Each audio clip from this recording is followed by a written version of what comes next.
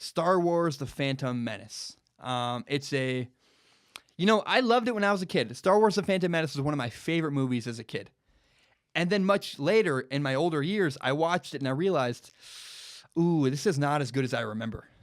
I had a thing called nostalgia, which means I remember it being so much better than it was. When I was a kid, it was great. And now Star Wars: Phantom Menace is like, I don't like that movie at all. It's a trash. So what we did the same thing with Michael Jordan.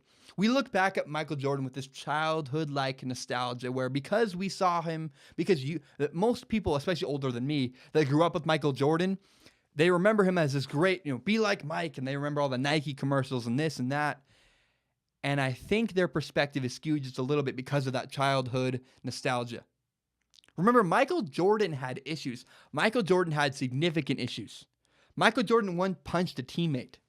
And if that happened today, in the era of social media, can you imagine if LeBron James or Steph Curry or Kevin Durant punched one of their teammates? It'd be all over Twitter. We would never, ever consider that. That would be a stain on their career. Kind of the way Terrell Owens was held out of the Hall of Fame. It'd be like, you have problems, you don't work well with people. That would always be a stain on Michael Jordan's career if he played today. But it's not because he didn't play in the era of social media. Don't forget, Michael Jordan was flawed. He was crazy with gambling. He's got all these weird clicks and flaws. So earlier tonight, LeBron James missed a game winner at the end of regulation. And Twitter exploded. Everybody went crazy. I got text after text. I got 5 texts from my friends. And they were like, LeBron James is not Michael Jordan. Michael Jordan would never have missed a game winner like that. LeBron sucks. I got that everywhere. Well, by the way, later in overtime, in that same game, because they went to overtime, with 7 seconds left, the game was tied 138-138. 7 seconds left. The Timberwolves have the ball. Jimmy Butler drives. He goes up to score. LeBron James comes and blocks it and denies him. With 2 seconds left, LeBron James shoots and scores the game-winning shot. He made a game winner. I think there was 0.3 seconds left on the clock. And what's funny is everybody was so quick to jump on LeBron James. Michael Jordan would never miss a game winner when basically LeBron James closed out that game all by himself. And remember that thing called nostalgia? We forget Michael Jordan had flaws too. Michael Jordan did not hit every game winner. In fact, Michael Jordan often missed game winners. It happened. Believe it or not, look back in history. Michael Jordan missed game-winning shots. Look at the 1991 NBA Finals Game 1, or the 1992 NBA Finals Game 2, the 1997 NBA Finals Game 4, the 1998 NBA Finals Game 5. Miss. At the end of a game in critical moments, Michael Jordan missed shots. Don't misremember things. He was not perfect. He was not some god who had no flaws. Michael Jordan was human. He had issues and had flaws. And what's funny is people always say they try to discredit LeBron James. They try to take away from his greatness. People say, well, LeBron James needed help. LeBron James had to go other places and get help from other players to win championships. As if Michael Jordan never had help. Are you kidding me? LeBron James has never had a legendary coach. Michael Jordan had Phil Jackson, the triangle offense. He had Dennis Rodman, Scottie Pippen. Oh, by the way, he also played with Steve Kerr, who I know is not a Hall of Fame player probably, but he's a great player. He was a really good player. Michael Jordan had a lot of help. Don't misremember that.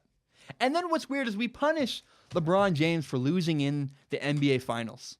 LeBron James is 3-5 in the NBA Finals. Michael Jordan is 6-0. Michael Jordan never lost in the NBA Finals, and that's a stain on LeBron James' record. If you don't lose in the finals, it means either you won the finals, and what I'm saying is the perfect record in the finals is a little bit skewed because remember, if he wasn't in the finals, it's because he lost earlier in the year. Either way, your season ended with a loss. So if you don't win the finals, maybe your record's perfect, but the years outside of that, your season's still lost. In fact, you lost before you even made it to the finals. So in 1985, Michael Jordan lost in round 1 to the Milwaukee Bucks. In 1986, he got swept by the Celtics in the first round. 1987, swept again by the Celtics in the first round. 1988, Round 2, lost to the Pistons 4-1. 1989, again lost in the second round of the playoffs to the Pistons, this time 4-2. And in 1990, he lost in the Eastern Conference Finals to the Pistons again in 7 games. Michael Jordan lost a ton of games. Michael Jordan's season ended with a loss often, just like LeBron James. The difference is LeBron James lost in the finals. Michael Jordan lost before he could even make it into the finals. So punishing LeBron James for losing finals is dumb. I don't like that at all.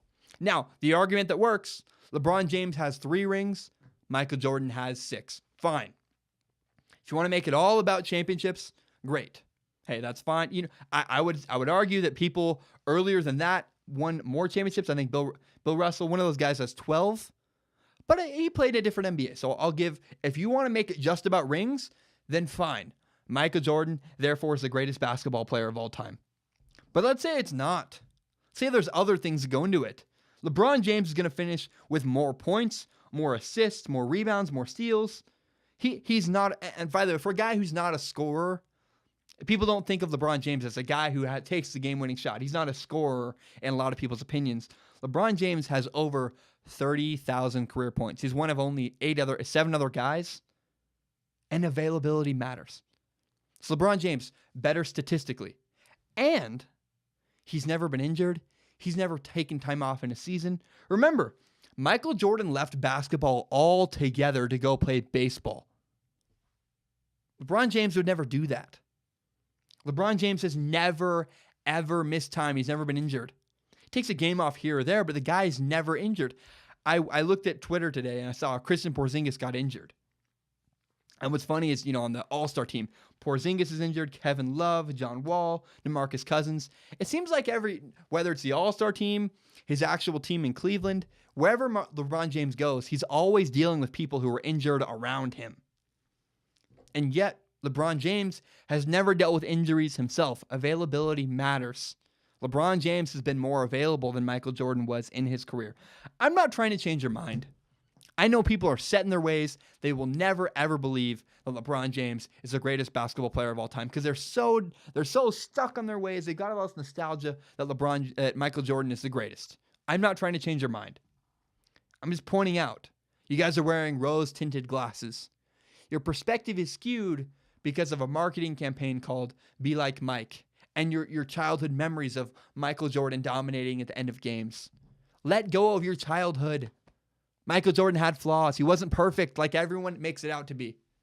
In my opinion, Michael Jordan is not as good as LeBron. Sorry, they're close. They're like 1A, 1B, but I go LeBron James. If I'm starting a franchise tomorrow, the guy I want is LeBron James. He's a better teammate, better all-around basketball player, better stats. He's more available. He's never injured. I choose LeBron James over Michael Jordan. And by the way, don't forget, LeBron James has had so much pressure. LeBron James was the chosen one, the guy who had all this pressure, and yet he exceeded expectations. When I try to explain what makes a movie good, if a movie can exceed your expectations, I'm trying to think, Star Wars: The Force Awakens, episode 7. Everybody's like, "Oh, it's Star Wars. It's got to be good. It's got to be good," and it exceeded expectations, in my opinion. If a movie can do that, that is the mark of a great movie. And LeBron James has not only met our expectations, which were incredibly high, he exceeded our expectations and then some. It's incredible. LeBron James, in my opinion, greatest basketball player of all time. Thank you so very much for watching this video. If you're watching on Facebook or YouTube, please share this with your friends. Tell your friends about Strong Opinion Sports. If you like this, help me grow by sharing the link with your friends. And if you really like Strong Opinion Sports, remember you can subscribe to Strong Opinion Sports on iTunes, on SoundCloud, and on YouTube. My name is Zach Schalmer. Have a great day, everybody.